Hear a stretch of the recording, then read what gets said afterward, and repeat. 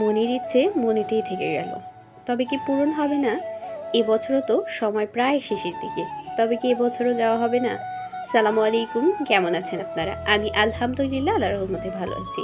চলে আসলাম নতুন আরও একটা ভিডিও নিয়ে। বসে বসে বিকেলে ভাবছিলাম যে এবছরও কি লিচু দেখতে যেতে পারবো না, অর্থাৎ লিচুর বাগান দেখতে যেতে পারবো না। আমার এবং আমার বোনের খুবই ইচ্ছে লিচু বাগান দেখতে যাওয়ার, কিন্তু আমরা সময়ের সাপেক্ষে যেতেও পারি না এবং আমাদের সেরকম পরিচিতও কেউ নেই। হঠাৎ আম্মু এসে বলল যে চল ঘুরতে নিয়ে যাব আজকে। আমরা তো পুরাই অবাক, এবং আম্মু পরে আমাদেরকে বলতেছে যে আমাদেরকে লিচু বাগান এবং আম বাগান দেখাতে নিয়ে যাবে। এবং আম বাগানটা সচরাচর দেখলেও আমি দেখেছি, বাট লিচু বাগান এবং নিজ হাতে লিচু পাড়ার যে অভিজ্ঞতা সেটা আমার কখনো হয়নি।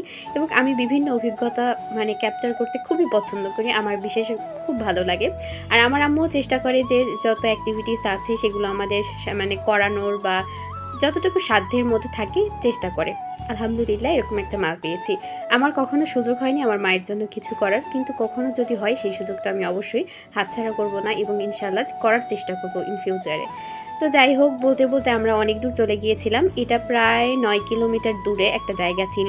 এটা ছিল মূলত আমাদের এখানে নাজিরপুরে বেশি লিচু বাগান দেখা যায়, কিন্তু আমরা যেখানে গিয়েছিলাম এটা খুব একটা বড় না, তবে বেশ ভালো বড়। এটা এখানে প্রায় 30টা লিচুর গাছের মতো ছিল এবং এটা একটা বাগান, আম এবং লিচুর বাগান। এত লিচু ধরেছিল এবং পেকেছিল লিচুগুলো, মাশাল্লাহ মাশাল্লাহ।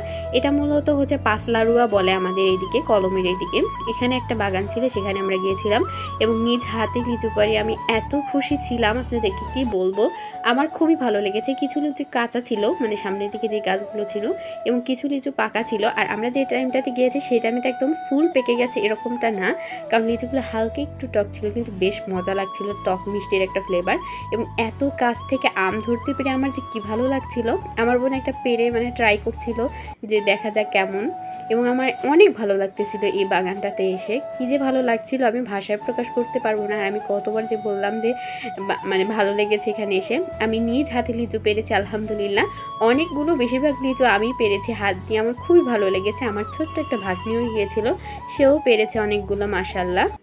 এবং এখানে গেলে অবশ্যই আপনাদেরকে লিচু কিনতে হবে, না হয় বাগানে ঢুকতে দিবে না। এবং আমাদের এখানে একটা পরিচিত মানুষ ছিল, আমরা এখানে প্রায় মেবি 70 থেকে 80টার মতো লিচু কিনেছিলাম এবং এখানে একটু বেশি দাম নিয়েছিল, যেহেতু এটা বাগান আর এগুলো একবারে বিক্রি হয়ে যায় বাগানগুলো, তারপর আমাদেরকে ঢুকতে দিয়েছে, একটু দাম তো বেশি হবে। আসলে কথায় আছে না যে শখের দাম লাখ টাকা। এবং বাড়ি ফেরার পথে আমার ভাইয়াদের একটা আমের গাছ ছিল, সেখান থেকে আমাকে এক গুচ্ছ আম পেড়ে দিয়েছে ভাইয়া। আমার এত ভালো লেগেছে আমগুলো একটা আম মনে হচ্ছিল প্রায় 1 কেজির মতো, এত ভারী কাঁচা অবস্থায় এবং খুবই টক ছিল। এগুলো দিয়ে আচার বানাবো ইনশাআল্লাহ, সেটার রেসিপি খুব তাড়াতাড়ি শেয়ার করব আপনাদের সাথে।